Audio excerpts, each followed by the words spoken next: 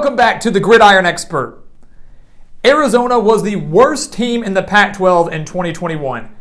The Wildcats went just 1-11, but there is a newfound sense of optimism within the Wildcats program now. Jedd Fisch, going into his second year with the program, recruited extremely well and utilized the transfer portal extremely well. And a Wildcats team that did have 4 losses by 1 possession is ready to fight just a little bit more and ready to see as all of this recruiting and all these changes will finally start to pay off. Before we jump into their schedule though, guys, let's take a look at the numbers. The Wildcats are 47th in the country when it comes to returning production, and they have a lot of room to improve on both sides of the ball. The Wildcats only averaged 17.2 points per game last year. That was 124th in the nation. And Jedd Fisch addressed that need by going out and finding himself a quarterback, bringing in Jayden from Washington State. The guy who led the Pac-12 last year was 23 passing touchdowns. The offense, again, terrible last year. Ready to change all of that. The Wildcats' strength, though, is going to be at running back, a very deep group there. But the main thing is improving their red zone efficiency, as Arizona only had 12 touchdowns in the red zone on 39 trips. Defensively, they were 57th in the country, but did allow 31.4 points per game. They returned 6 starters on that side of the ball and have to find a way to create more turnovers after only forcing 6 in the entire season. So guys, we take a look at Arizona. Again, a very, very big year for Jedd Fisch. Everybody has this newfound sense of optimism. Can they show more fight? Can they win more games? Can they even go bowling? It's going to be very tough with a super, super hard schedule. This schedule is brutal. And look at the non-conference slate. They opened the year, guys, against San Diego State. San Diego State, Mississippi State, North Dakota State, and then all the conference games. It's tough. They opened the year against San Diego State, a team they lost to 38-14 last year, 24 points. I'm going to tell you right now, I don't see a 24-point swing coming despite all the changes that Arizona has made. Not when they have to now go to San Diego State. Not when this will be San Diego State's first game in their brand new stadium. Not when San Diego State has one of the top defenses in the country, one that ranked 12th in the nation last year and returned 6 starters and was 3rd in the nation against the run. Arizona wants to pride themselves on their run game. They're not going to be able to do it against the Aztecs. Give me the Aztecs in a home victory to open up their brand new stadium, getting a win against a Power 5 opponent. The Wildcats then host Mississippi State. Mike Leach finally making himself back into the Pac-12 country here. $1 million question is, can the Wildcats stop the air raid? We don't think they can. We don't think they can. Arizona was solid against the pass, 15th in the country last year in defending the pass. They didn't see an offense like this. They did not see the 4th-ranked passing offense in the country. Mississippi State averaging 378.3 passing yards per game, and Will Rogers cementing himself as one of the best quarterbacks in the SEC last year.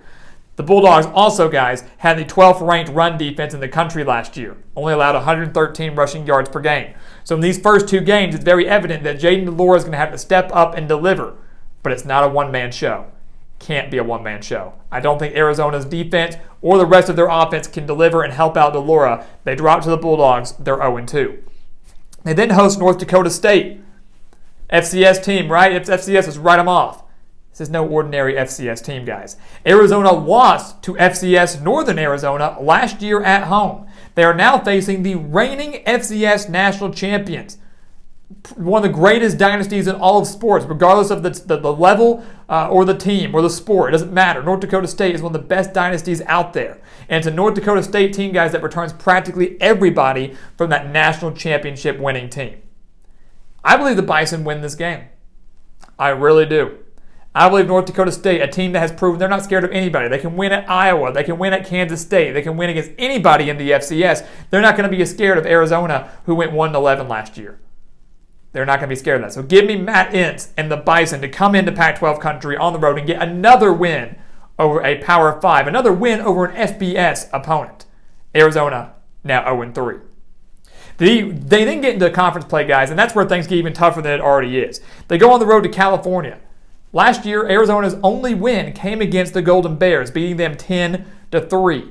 But now this game is on the road. They don't have home field advantage backing them up. California should be a little bit better last year and hopefully a little bit more healthy than they were last year. They want revenge over the Wildcats. They're embarrassed that the only win for Arizona was against them. And I believe that Justin Wilcox and this California defense deliver. It'll be ugly. It'll be sloppy. It won't be great. But California will win this game at home, and a game that's crucial for them if they want to go bowling. They win this game. Arizona now drops to 0-4. But they get their first win, guys, against Colorado. They lost to Colorado 34-0 last year. Many will say, how do you see a 34-point swing? This is where I finally believe they're facing an opponent that is about even as Arizona. These two teams are about as even.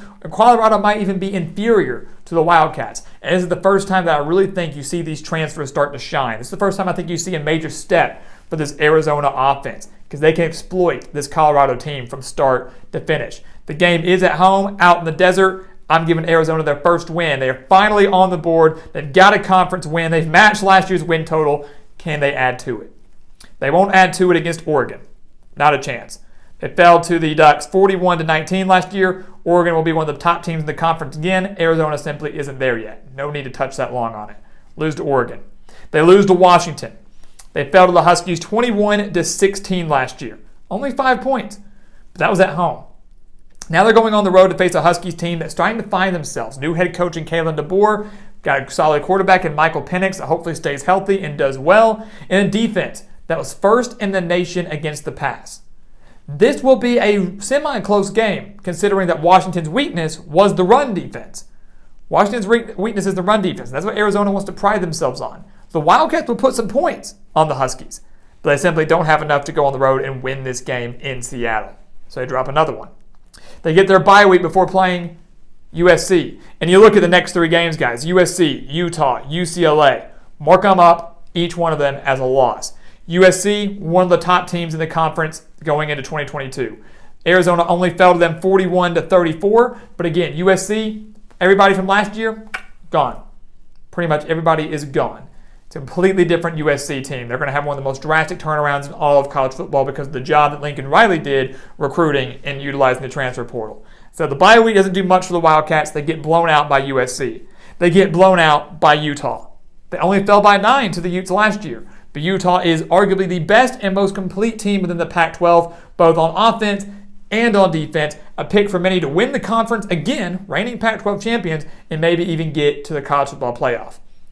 They will lose this game to the Utes, especially in Salt Lake City. And they will lose this game to UCLA on the road at the Rose Bowl against a team they lost to by 18 points last year, against a team for Arizona that's allowing 180.9 rushing yards per game. UCLA averaged over 215 rushing yards per game. The Bruins quite literally will run all over the Wildcats at the Rose Bowl. They dropped that game. They have now lost 5 straight games and are 1-9. They then get Washington State, though. It's an intriguing matchup because Washington State's a team that I like a lot this year. I think they're going to have a great offense. Cameron Ward in at quarterback. I think he's going to do phenomenal for Jake Dicker in this air raid offense. But there's something to be said for revenge, right? Jayden DeLora was the quarterback for Washington State last year. He transferred out. Obviously, Nick Rolovich transferred out midway, or had to leave, was forced out midway through the year. Jayden DeLora didn't want to stay. He left, came to Arizona. I think Jayden DeLora beats his former team here. Arizona will have absolutely nothing to lose. And I sense a very big game here. And an Arizona secondary that I think slowly but surely gets better as the year goes on. Steps up just enough to slow down this air raid attack. And at home, in an emotional game for Jayden DeLora, he has arguably the best game of the season for Arizona. And the Wildcats upset the Cougars. I'm going to book that. Second to last game of the year, Jayden DeLora gets revenge, and Arizona takes down Washington State. They've now doubled last year's win total. 1 win to 2 wins, slowly but surely showing improvement.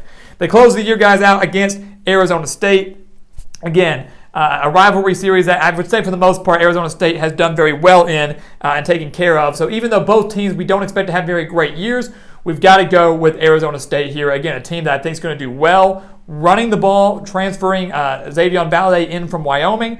Emory Jones gives them that dual-threat quarterback capability. Might be inconsistent, but it's still tough to prepare for defensively. A defense, again, for Arizona that I don't think is quite there yet. So while I think the game is closer than 38-15 like it was last year, the Sun Devils still own the Wildcats, and the Wildcats will finish the year at 2-10. And many will say that's disappointing.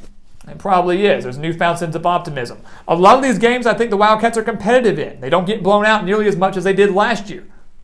They're still a ways away under Jedd Fisch. They show improvement in 2022, But the transfers and the recruiting and all of that won't really start to take form and start to take shape and show some improvement until possibly year 3 or even year 4 if Fisch can last that long.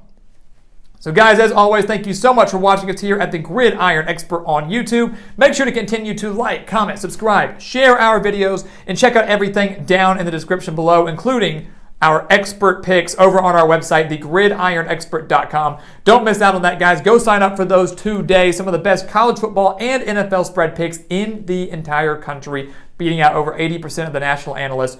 Go sign up from today, guys. We want you to join our team and make a little money while you're at it.